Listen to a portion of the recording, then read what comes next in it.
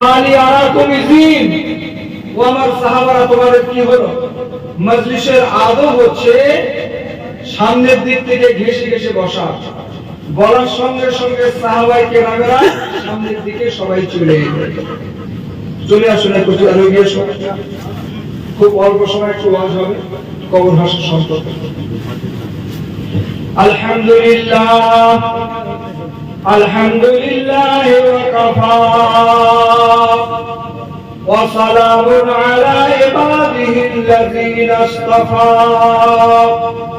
ফাকাদ ক্বালা আল্লাহু তাআলা তাযীবান লিনবিয়িহি ওয়া তাকরীমান লিহাবিবিহি মুখবিরান ওয়া আমিরান في كلامه المجيد والفرقان الحميد. أعوذ بالله من الشيطان الرجيم. بسم الله الرحمن الرحيم. إن الله وملائكته يصلون على النبي يا أيها الذين آمنوا صلوا عليه وسلموا تسليما. درود اللهم صل على سيدنا مولانا محمد وعلى آله سيدنا مولانا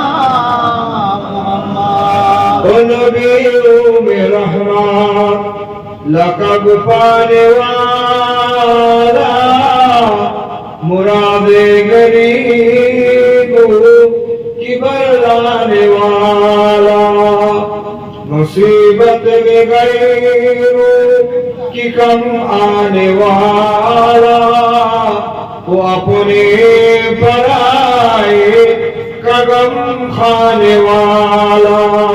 अल्लाहुम्मा सल्ली अला सय्यिदिना मौलाना मुहम्मद व अला आलि सय्यिदिना मौलाना मुहम्मद. একটু মহব্বতের সঙ্গে কলেমা জিকির লা ইলাহা ইল্লাল্লাহ লা ইলাহা ইল্লাল্লাহ লা ইলাহা ইল্লাল্লাহ মুহাম্মাদুর রাসূলুল্লাহ. কালেমা হবে সঙ্গের সাথী, কালেমা হবে গোরের বাতি, পড়ো কালেমা দিবারাতি, কালেমা বিনে নেই কো গতি. বলুন লা ইলাহা ইল্লাল্লাহ লা ইলাহা ইল্লাল্লাহ লা ইলাহা ইল্লাল্লাহ মুহাম্মাদুর রাসূলুল্লাহ. আম্মা বাদ فيا أيها الحاضرون رحمكم الله. وقال الله تعالى في كلامه المجيد والفرقان الحميد. بسم الله الرحمن الرحيم. كل نفس ذائقة الموت. وقال الله تعالى أيضا في كلامه إذا جاء أجلهم فلا يستأخرون ساعة ولا يستقدمون. وقال الله تعالى أيضا في كلامه قل إن الموت الذي تفرون منه فإنه ملاقيكم. وقال الله تعالى أيضا في كلامه أينما تكونوا يدرككم الموت ولو كنتم في بروج مشيدة. وقال الله تعالى أيضا في كلامه وما تدري نفس بأي أرض تموت. وقال رسول الله صلى الله عليه وسلم القبر أول منزل منزلة الآخرة فمن نجا فما بعدها أيسر منه. وقال رسول الله صلى الله عليه وسلم القبر روضة من رياض الجنة وحفرة من حفر النيران.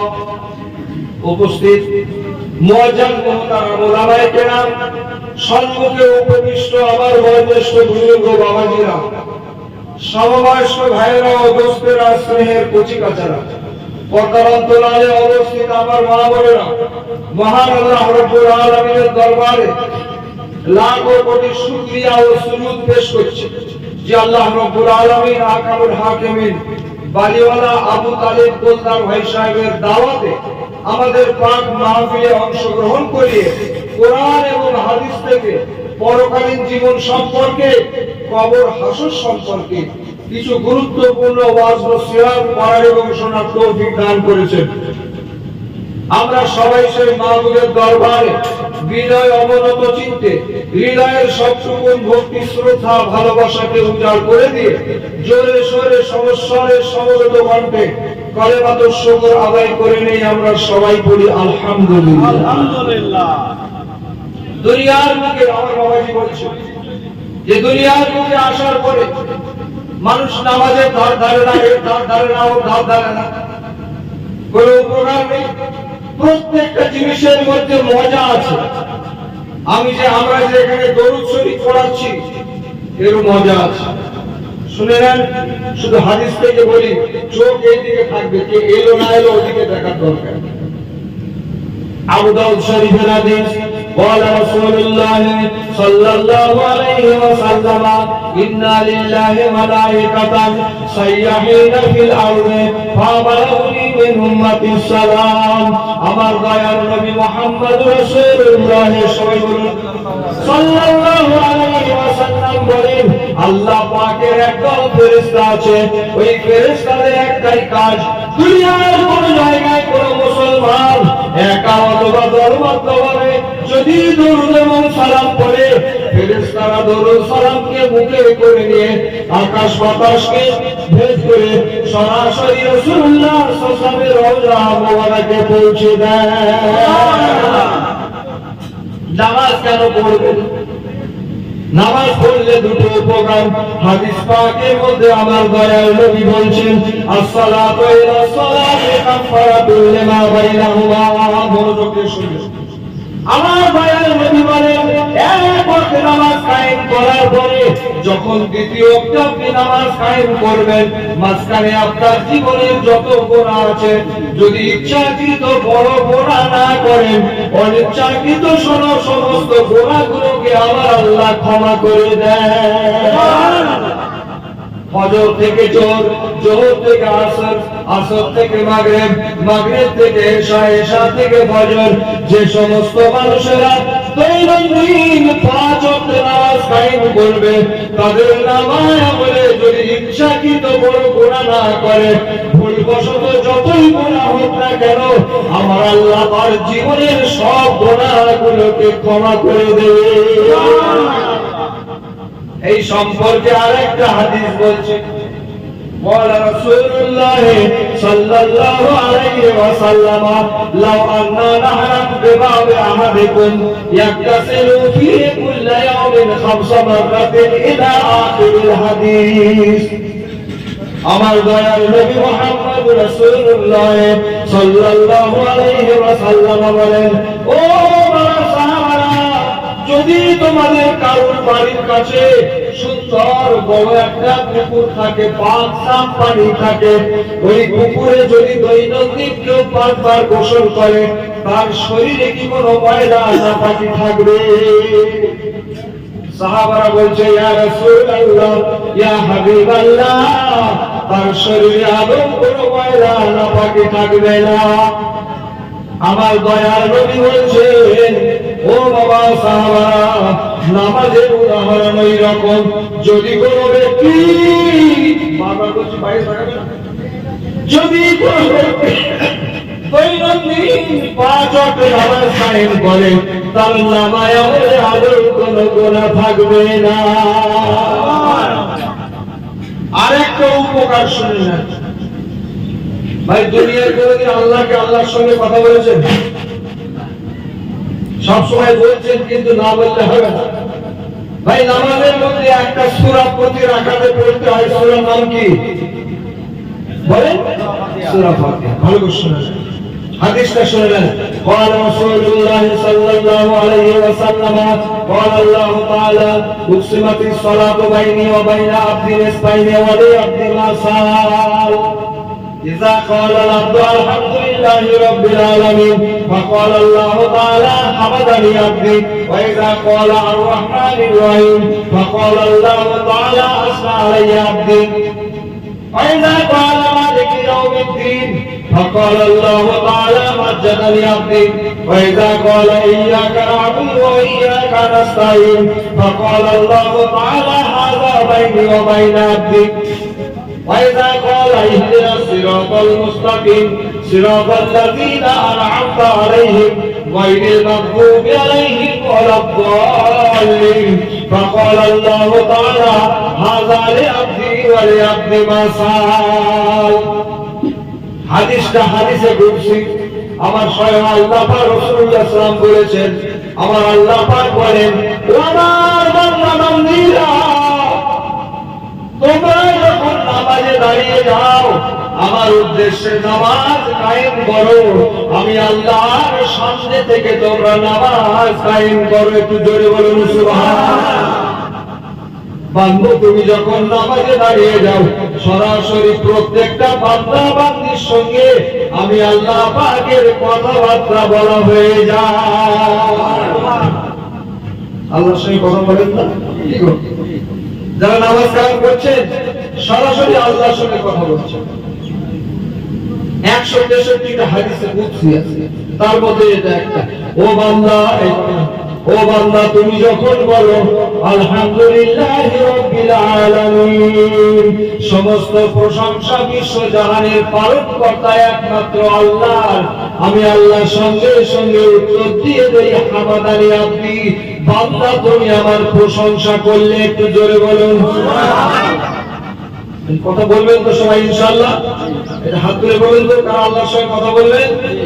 সবাই বলবে ইনশাআল্লাহ। কি বলবো? অবশ্যই। বান্দা তুমি যখন বলো আর রহমানির রহিম, ব্যাখ্যা করতে গেলে হবে না, কবর হাসর সম্পর্কে আলোচনা 1 ঘন্টা 10-15 মিনিটের ওয়াজ হবে। আমার দোস্তেরা আমার, যখন বান্দা বান্দি তুমি বলো আর রহমানির রহিম, আমি আল্লাহর সঙ্গে সঙ্গে উত্তর দিয়ে দেই আসনা আলাইয়া আব্দি, ও আমার বান্দা তুমি আমার প্রশংসা করলে, তুমি আমার দুটো সিফাত গুণের বৈশিষ্ট্যের কথা বর্ণনা করলে। বলুন সুবহানাল্লাহ।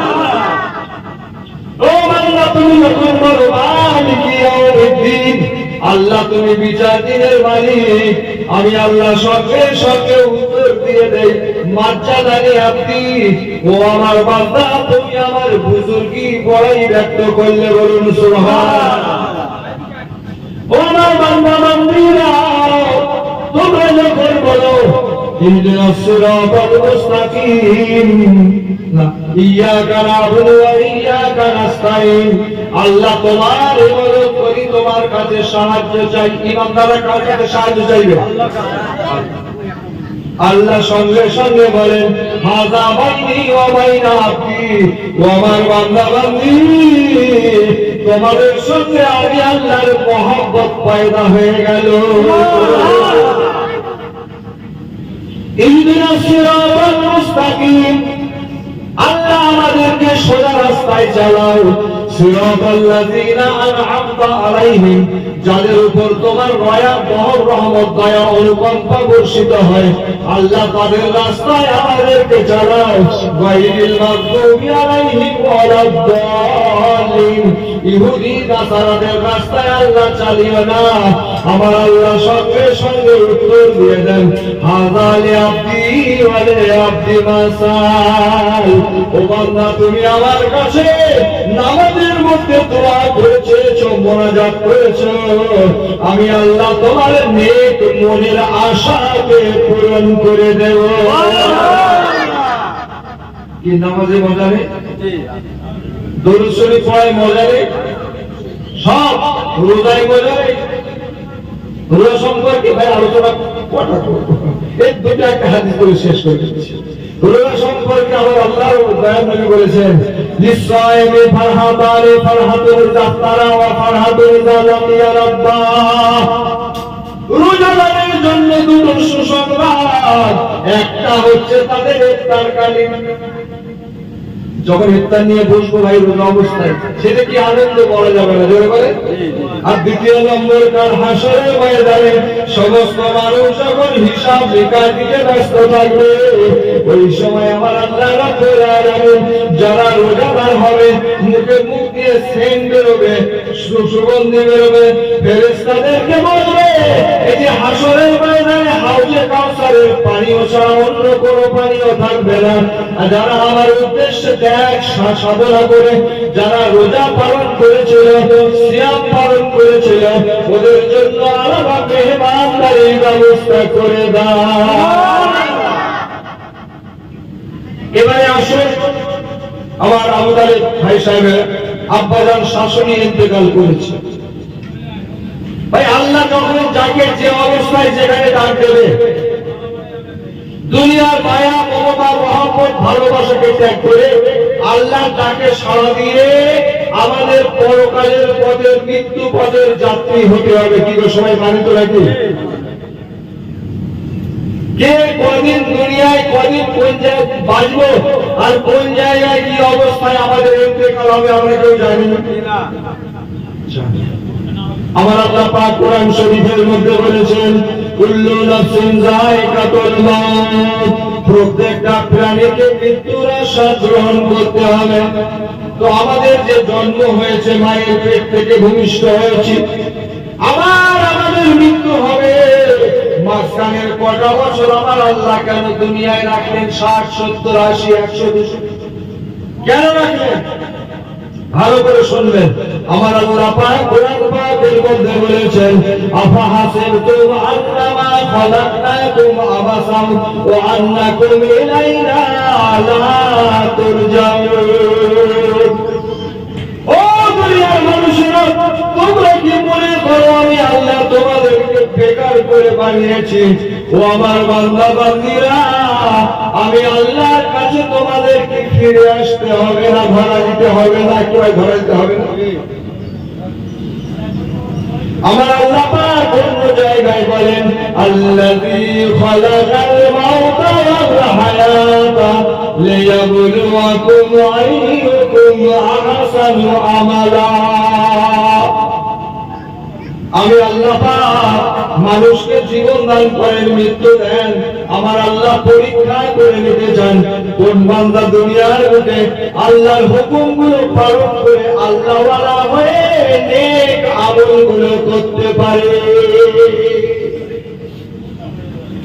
আল্লাহ পরীক্ষা করবেন, আমাকে আপনাকে পরীক্ষা করার জন্য দুনিয়ায় পাঠিয়েছে। দুনিয়া দুনিয়া দুনিয়া, হক হালাল জায়েজ নাজায়েজ বৈধ অবৈধ তামিজ তায়ন না করে শুধু গাড়ি করবো, বাড়ি করবো, ঘর করবো, বিষয় করবো, আশায় আছে, এটা আমার ওটা আমার 20 তলা বিল্ডিং, আমার 10 গাড়ি আছে, সব মার্বেল পাথর দিয়ে তৈরি। আল্লাহ ডাক দিলে বলে, আজরাইল যা। ওটা আল্লাহকে ঠিক করে রেখেছেন। হাদিস পাকে আমার দয়াল নবী বলেন, কাতাবাল্লাহু মাকাদিরাল খালাইকি ক্বাবলা আন ইয়াখলুকাস সামাওয়াতি ওয়াল আরদা বি50 আমা ওয়া কানা আরশুহু আলাল মা। আসমান জমিন সৃষ্টির 50,000 বছর আগে আমরা দুনিয়ায় কোন দিন জন্মগ্রহণ করব, কোন জায়গায় কার ইন্তেকাল হবে, সারা জীবন কি কাজ করব, কোন দিন কি খাবো, সব আমার আল্লাহ ঠিক করে রেখেছে। আসমান জমিন সৃষ্টির 50,000 বছর। তাই আমার আল্লাহ কোরআন পাকের মধ্যে বলেছেন, ইজা জাআ আজালুহুম ফালা ইস্তাখিরুনা সাআতাও ওয়ালা ইস্তাকদিমুন। মানুষের যখন আজল এসে যাবে, মৃত্যুর জন্য যে নির্ধারিত সময়, ওটা যখন এসে যাবে, আজরাইল আলাইহিস সালাম এসে জানটাকে কবজ করবেন। কি ভাই করবে তো নাকি ধরে বলবে সবাই? যদি আমরা বলি ভাই আজরাইল ভাই আজরাইল আমার এখন একটা ছোট মেয়েটা তো বিয়ে দিতে পারে, ভাই তুমি আমাকে একটা বছর সময় দিও। কি ভাই সময় দেবে? জোর বলুন। হাদিস পাক বাইহাকী শরীফের হাদিস, আমার দয়াল নবী বলেন শারুল মাযারাতি হিনা ইয়াহদুরুল মাউত। মানুষ দুনিয়ার বুকে বিভিন্ন রকম ভাবে হুজুর আপনি বলে ওখানে নামাজ পড়, বলে বাবু এখন হুজুর এখন বয়স হয়নি, একটু বয়স হোক, বুড়ো বয়সে পড়। তাহলে বুড়ো পদ্ধতি বাঁচবি কিনা, তোর কোনো গ্যারান্টি আছে? কি ভাই কারো গ্যারান্টি আছে? কথা বলে কত ওজন যেমন পরে নামাজ পড়ে পরে শরীর না পাক হয়ে গেছে, নামাজ কাপড় চোপড় পানি কত ওজন। আমার রাসূলুল্লাহ বলেছেন মৃত্যুর সময় আজরাইল জানটাকে কাজ করতে আসবে, ওই সময় ছলে বলে করে কৌশলে আজরাইলকে ফিরিয়ে দেওয়া এর চাইতে নিকৃষ্ট আপত্তি আর কেউ নেই। ওই আপত্তি আজরাইল গ্রহণ করবে না। আর শারুল নাযামাতি ইয়াউমাল কিয়ামাহ, মানুষ দুনিয়ায় অন্যায় কাজ করে লজ্জিত হয়, কিন্তু সবচেয়ে বেশি লজ্জিত হবে কিয়ামতের দিন হাসরের ময়দানে। সেটা কি লজ্জা? হ্যাঁ যেটা বলছিলাম, এটা আমার ওটা আমার, বিষয় আমার, ঘর আমার, বাড়ি আমার, টাকা আমার, পয়সা আমার, হঠাৎ ডাক দিল, চলে গেলাম, কবরে দেওয়া হলো। কি বলি? মিনহা, কোরআন শরীফে 16 বার আয়াত, মিনহা খালাকনাকুম ওয়া ফিহা নুঈদুকুম ওয়া মিনহা নুখরিজুকুম তারাতান উখরা। ওই মাটি থেকে আমি আল্লাহ তোমাকে বানিয়েছিলাম, ওই মাটিতে তোমাকে আবার ফিরিয়ে দিলাম, মানে কবরস্থ করা হলো। ওই মাটি থেকে তোমাদেরকে আমি আল্লাহ তুলে হাসরের ময়দানে এই জীবনের পরীক্ষা আমি নিয়ে নেব। যারা কবরে মাটি দিতে যায়, জানা যায় দাফন কাপড়ের সামনে দুঃখের সওয়াব হবে, কিন্তু ওই 3টি আয়াতের মানে যদি জানতো যে আল্লাহর দরবারে হাসরের ময়দানে জীবনের পরীক্ষা দিতে হবে, ভাই কেউ বেনামাজি থাকতো? একটু উত্তর দেন। জওয়ান যুবকরা উত্তর দেবে না, তাই তোমাদের ভালো। আমি ওয়াজ নসিহত করি ভালোর জন্যই করি। রাত্রে আছে ধারালি, কালকে আছে সেই যারাপুরের ওখানে, তারপর দিন আবার দুটো আছে, পরপর গলা ঠিক রাখা যাচ্ছে ওয়াজ নসিহত। আর আমি তো ফাঁকা ওয়াজ করি না ভাই, কোরআন হাদিসের বাইরে গেছে একটু যাবো না ইনশাআল্লাহ। কোরআন হাদিস তো 1 ঘন্টা 2 ঘন্টা 3 ঘন্টা কোরআন হাদিস নিয়ে চলছে, অগাধ শুরু করে। আমি বলি আমার ছেলেদের এখন আলেম পরীক্ষা শেষ হয়নি, পরীক্ষা দিচ্ছে ভাই, যদি কোনো ছেলে বা মেয়ে একবার ফেল করে দ্বিতীয়বার পরীক্ষা দিয়ে পাস করার সুযোগ থাকবে তো নাকি? থাকবে। কিন্তু মহামান্য আল্লাহ রাব্বুল আলামিনের দরবারে জীবনের পরীক্ষা দিতে গিয়ে যদি কেউ একবার ফেল করে, দ্বিতীয়বার কি পরীক্ষা দিয়ে পাস করার সুযোগ থাকবে? এই জোরে বলুন। আর যেটা বলছিলাম এটা আমার, ওটা আমার, সেটা আমার যদি হতো কবরে যেতাম, আমার কবরের মধ্যে সব বলে অন্তত কোটি কোটি টাকা দিয়ে দে, কবরের মধ্যে 1 কোটি টাকা দিয়ে দে, কবরে শুয়ে শুয়ে টাকাগুলো গুনবে। আর যখন মুনকার নাকির ফেরেশতা যখন সওয়াল করতে আসবে, ওদেরকে ঘুষ দিয়ে অন্তত কবরের আযাবটাকে মাফ করিয়ে নেবে। কি ভাই সম্ভব হবে? জোরে বলুন। আমার আল্লাহ কোরআনে হাদিসে বসে আছে, কোরআন পাকে 3 পারার শেষ আয়াতে রয়েছে, যদি একজন কাফের জাহান্নামের আগুন থেকে মুক্ত করার জন্য, আযাব থেকে মুক্ত করার জন্য পৃথিবীর পরিমাণ সোনা কি তার ডবল সোনা যদি আল্লাহর দরবারে দিয়ে বলা হয়, আল্লাহ তুমি আমাকে জাহান্নামের আগুন থেকে মুক্তি দাও, মা তুকব্বিলা মিনহু, তার থেকে সেটা গ্রহণ করা হবে। এবার আসুন এই কবরের দিকে চলে যাই। একটা হাদিস বলবো, مر رسول الله صلى الله عليه وسلم على قولين فقال إنهما يعذبان وما يعذبان في كبير، أما أحدهما فكان لا يستتر من البول وأما الآخر فكان يمشي بالنميمة إلى آخر الحديث، أو كما قال عليه الصلاة والسلام। আমার দয়াল নবী মুহাম্মদ রাসূলুল্লাহ সাল্লাল্লাহু আলাইহি ওয়াসাল্লাম সাহাবায়ে কেরামদেরকে নিয়ে কবরস্থানের পাশ দিয়ে রাস্তা আস্তে আস্তে আস্তে আস্তে হেঁটে হেঁটে চলে যাচ্ছেন। হঠাৎ রাসূলুল্লাহ দাঁড়িয়ে গেলেন, ইন্নাহুমা ইউআযিবান, ও আমার সাহাবারা, এই পাশে দুটো কবরে শাস্তি হয়। শাস্তির কথা শুনে সাহাবাদের মুখ শুকিয়ে গেল। তারা আওয়াজ তারা যেন জিজ্ঞাসা নিয়ে দাঁড়িয়ে আছে, ইয়া রাসূলুল্লাহ, ইয়া হাবিবাল্লাহ, এদের দুটোর কবরে কেন আযাব হয়?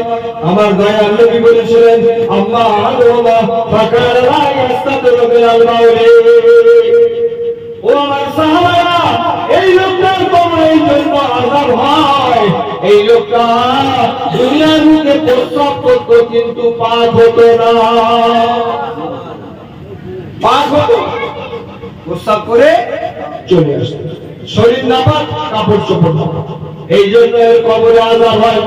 জোয়ান যুবক ছেলে যারা প্রস্রাব করার পরে শরীরকে পাক রাখো না, একটু ভালো করে আরেকটা হাদিস শুনলাম। قال رسول الله صلى الله عليه وسلم استنزهوا عن البول فإن عمت عذاب القبر منه ومن صبر ومن مطلع। তোমরা পেশাব থেকে শরীরটাকে পাক রাখবে, অধিকাংশ কবরের আযাব, কবরের শাস্তি তাদের হয়ে থাকে যারা প্রস্রাব করার পরে শরীরকে পাক রাখে না।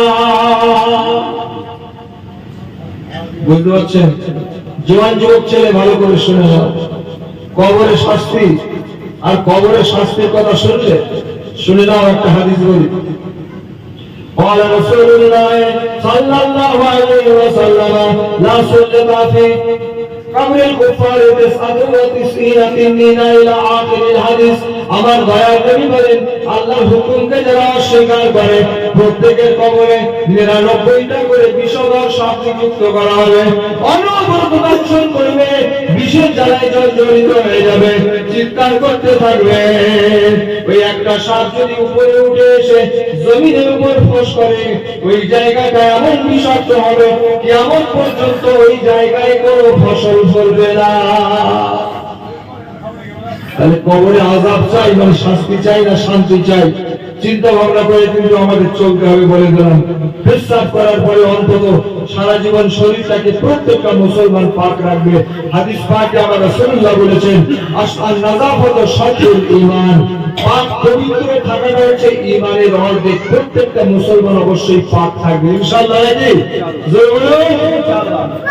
কতটা আস্তে হয়ে গেল, সবাই একটু জোরে বলেন না ইনশাআল্লাহ। পেশাব করার পরে বাইরে আপনি থাকবে তো, আর যেন আজ থেকে যেন ভুল না হয়। মুরব্বি সাহেবরা বুঝেছ? দ্বিতীয় ব্যক্তির কবরে কেন আযাব হয়? আমার দয়াল নবী মুহাম্মদ রাসূলুল্লাহ সাল্লাল্লাহু আলাইহি ওয়াসাল্লাম বলেছিলেন, ওয়া আমাল আখারু ফাকানা ইয়ামশি বিন নামিমা। ও সাহাবা, ওই ব্যক্তির কবরে এই জন্য আযাব হয়, দুনিয়ার মধ্যে চগলখড়ি করত, চগলখড়ি করতে কথা লাগালাগি করে একজনের কথা আরেকজনের কানে লাগিয়ে দিয়ে তাদের মধ্যে গন্ডগোল বাঁধিয়ে দিত, এই জন্য কবরে আযাব হয়। অর্ধেক রোজ অর্ধেক ছায়া থাকবেন না ভাই, পুরো রোজে থাকবেন, পুরো ছায়া থাকবেন। হাদিস পড়াচ্ছি, আমার রাসূল সাল্লাল্লাহু আলাইহি ওয়াসাল্লাম বলেছেন, যখন কেউ রোদে বা ছায়ায় বসে থাকে, শরীরের কিছুটা অংশ রোদের কিছু অংশ ছায়া থাকে, ফাইন্নামা যালিকা মাওদাউ শয়তান, ওটা হচ্ছে শয়তানের জায়গা। অতএব ওই জায়গা থেকে সবাই যেখানে যান, মাঠে ঘাটে যেখানে থাকেন না কেন, অর্ধেক রোদ অর্ধেক ছায়া না, পুরো রোদে থাকবেন ঠিক আছে, পুরো ছায়া থাকবে ঠিক আছে ইনশাআল্লাহ। থাকবেন তো নাকি? হাদিসের উপর আমল হবে না নাকি? এই জোরে বলে ইনশাআল্লাহ। সবাই আমল করবে না, আমি উপকার করার জন্য ওয়াজ করি, ক্ষতির জন্য ওয়াজ করি না। মেলে নিলে ফায়দা হবে, উপকার হবে।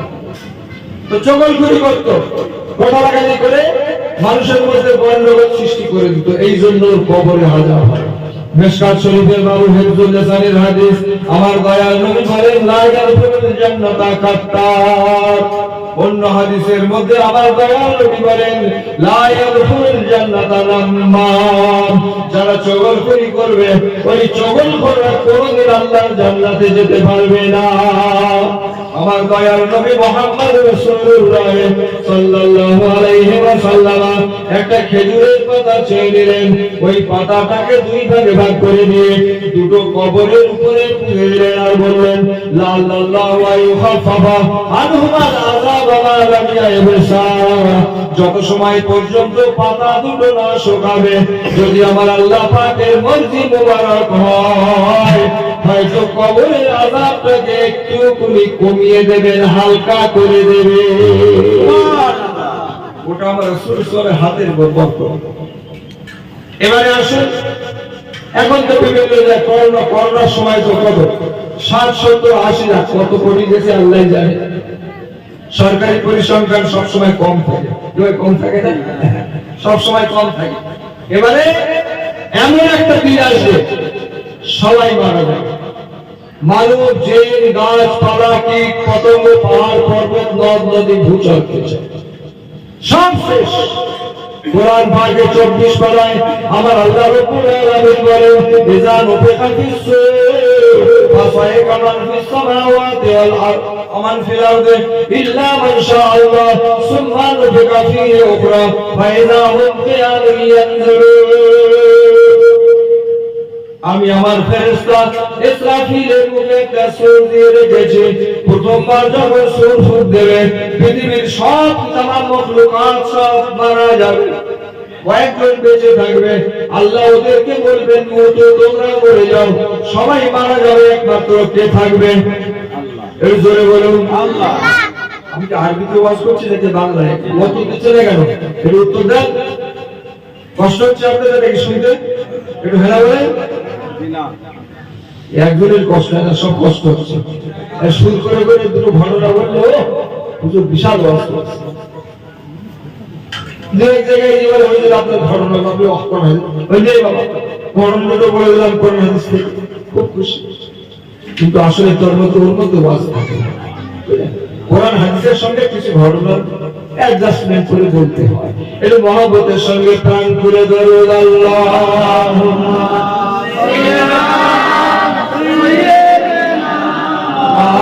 আলা মুহাম্মদ ওয়া আলা আলি সাইয়্যিদিনা মাওলানা মুহাম্মদ।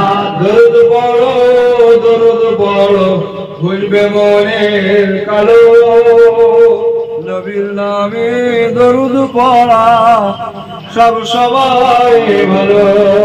আল্লাহুম্মা সাল্লি আলা সাইয়্যিদিনা মাওলানা মুহাম্মদ ওয়া আলা আলি সাইয়্যিদিনা মাওলানা মুহাম্মদ। আলহামদুলিল্লাহ ভাইরা আমার, দোস্তরা আমার, 40টা বছর একমাত্র আমার আল্লাহ থাকবে। হাদিস পাকের মধ্যে আছে, এটাকে এগিয়ে আসুন সামনে সুদাল ভাব আর জিকির করুন লা ইলাহা ইল্লাল্লাহ লা ইলাহা ইল্লাল্লাহ লা ইলাহা ইল্লাল্লাহ মুহাম্মাদুর রাসূলুল্লাহ।